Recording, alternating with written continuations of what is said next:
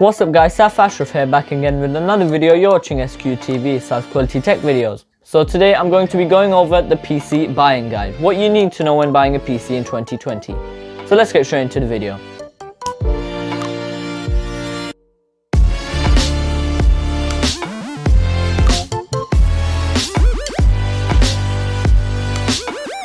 Okay, so the PC buying guide is mid-2020 and there are quite a lot of deals going on. For example, in my country, we have Currys PC World. They are having some good deals. So number one, what you need to look out for when buying a PC is the CPU. This is basically what controls everything inside your computer. If you haven't seen my Decoded episode, it will be linked in the description. So basically the CPU, what I think you should go for, this is basically like in the middle. For example, you want to do some light photo editing and you want to do some documentation for your school project, then I say go for an Intel Core i5 or the AMD equivalent. So if you get a PC with the Intel Core i5, it still matters on what else you get on the specs, but an Intel Core i5 will be perfect for what I've just said.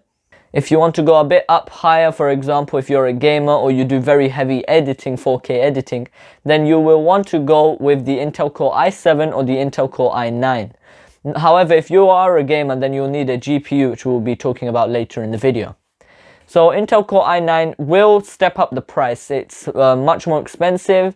You can also get them with different cores and different clock speeds, which will also differ in price and in performance. Number two, when looking out for buying a PC, is the amount of RAM you need. So RAM, also in the description, Decoded episode, remember to like. So RAM, it depends on what you're doing, like I said with the CPU. For example, you can get, like, your baseline for the amount of RAM you need is probably going to be 8 to 16 gigabytes. Depending on what you need to do, for example, video editing, you might want to step up to 32 gigabytes. But you can also upgrade your RAM after you've bought the PC. But if you're not that good with computers, then I suggest buying DDR4 RAM. That's, I think DDR5 is also coming out. But for now, if you're on a budget, buy DDR5, DDR4 RAM, and up to 8 to 16 gigabytes, depending on what you need to do. Okay, so next, the actual hard disk or SSD. So the hard disk is essential for your computer. We all know that. It's made for your storage.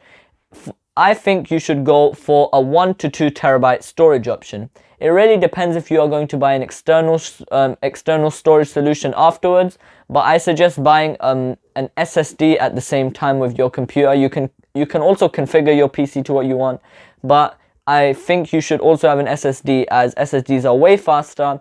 They are a bit more expensive and have less storage, but you have a hard disk for the storage and your SSD for your boot time and your apps to launch quicker.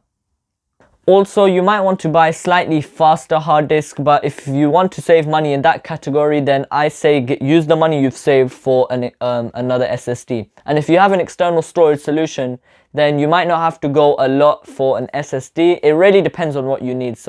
But I do suggest buying an SSD, as it will improve your boot times and your app launch times.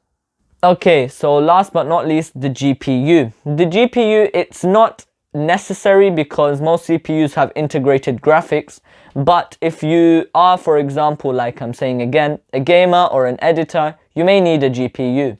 So the GPU I might go for, if you're a gamer, is an RTX 2080 Ti, but that is very, very high end.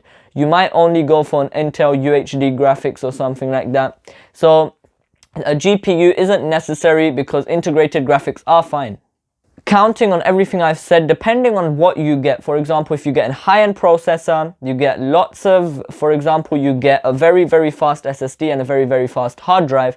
This will also increase power, but the power supply won't be a problem as that's already been selected to what PC you're getting. So that's about it, guys. This was the PC guide for buying a PC in mid-2020. What do you guys think? Should I do this every mid, end and start of the year?